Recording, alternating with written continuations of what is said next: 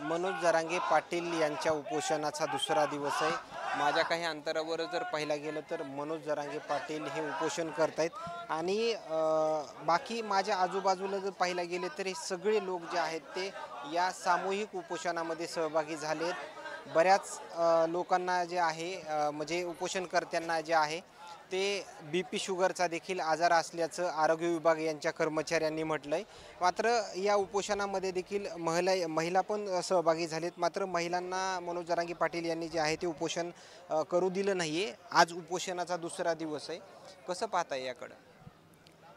आज आमरण उपोषणाचा दुसरा दिवस आहे आणि आम्ही महिला कालपासून इथे आलेलो आहे। सकाळपासून इथे सर्वांनी तुम्हाला कालपासून उपोषण करू दिलं नाही? उपोषणाला आम्ही बसलो दादांबरोबर, परंतु दादांनी महिलांच्या बाबतीत निष्काळजीपणा न दाखवता महिलांना प्रोत्साहन, ठीक आहे की महिलांना त्रास होईल या गोष्टीचा, कारण हे गाव आहे आणि काही शंका दादांच्या मनात तयार झाल्या आणि त्या नेहमी माता भगिनींचा आदरच करतात। तरी त्या माता भगिनी अशा उघड्यावर न राहता मात्र सदावर ते असं म्हणालेत की मनोज जरांगे पाटील यांचं उपोषण जे आहे ते स्टंटबाजी। हां, स्टंटबाजी म्हणजे स्टंटबाजीचा अर्थ कळतो का तुम्हाला? शरीराची चाळणी करून घेणं याला स्टंटबाजी म्हणणार आहे का तुम्ही? नुकसान कोणाचं होणार आहे? जो उपोषण करतो त्याचंच नुकसान होणार आहे ना। आज दादांची परिस्थिती नसताना सुद्धा दादा उपोषणाला बसलेले आहे आणि हे 8वं उपोषण आहे आणि सरकार फक्त गाजरं दाखवले आणि आता डायरेक्ट स्पष्टपणे नाकार देतंय आरक्षणाला। काय कारण आहे मराठ्यांना आरक्षण न देण्याचं? त्याचं स्पष्टीकरण द्या। मनोज जरांगे पाटील यांचं उपोषण जे आहे ते बिनबुडाचं आहे असं सदावर्त्यांचं म्हणणं आहे किंवा त्यांनी प्रतिक्रिया दिल्यात। तो काय हो, त्याला काय दिमाग असणार? तो गाढवाचं दूध प्यायलेला तो काय माणसात जमा आहे का?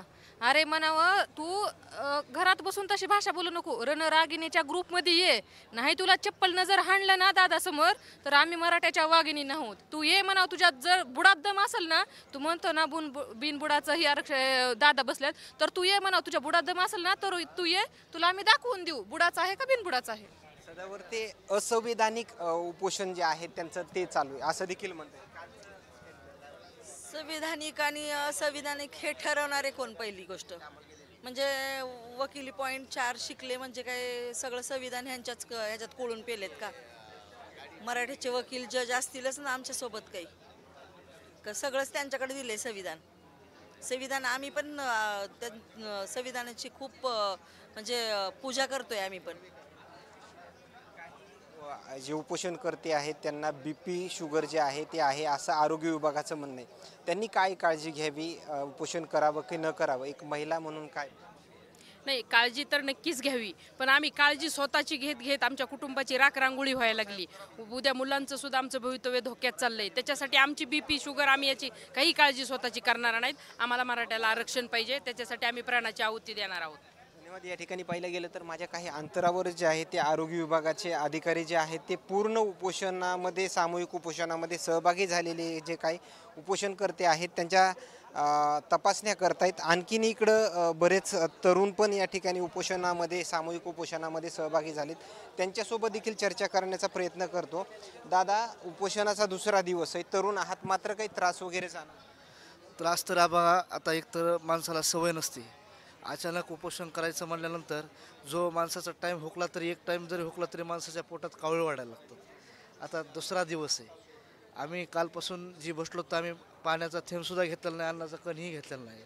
त्यामुळं थोडा त्रास तर आम्हाला आता जाणवायला सुरू झाला आहे आणि बघू अजून आजच्या दिवस तर कसं आमचे जे तरुण रक्त असल्यामुळं विजय वडेट्टीवारांचं दादा उपोषणाला, मनोज जरांगे पाटील उपोषणाला बसत्या दरम्यानच त्यांनी असं एक वक्तव्य केले की या उपोषणाला धार नाही।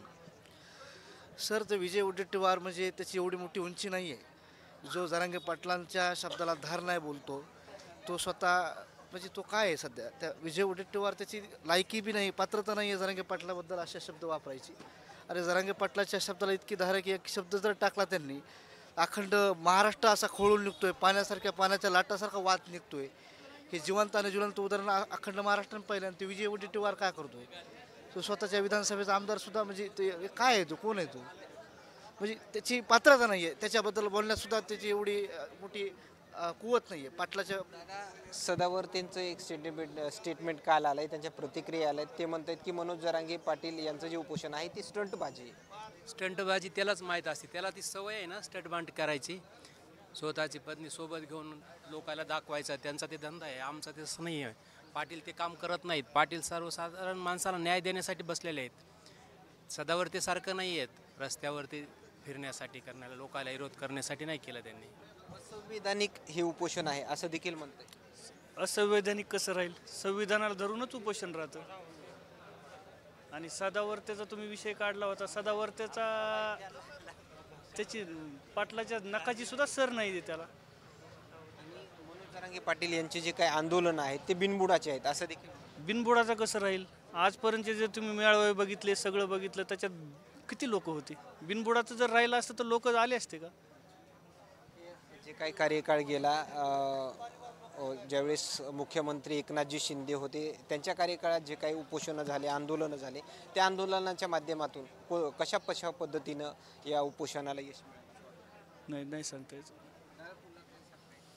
नाही, या आंदोलनाला यश तर मिळायला हे बघा आता गेली 16 असं ज्या काही कुणबी नोंदी वगैरे निघालेले आहेत एकनाथ शिंदे साहेबांच्या कार्यकाळामध्ये, त्याच्यावर थोडेफार का होईना तुम्ही समाधानी आहे?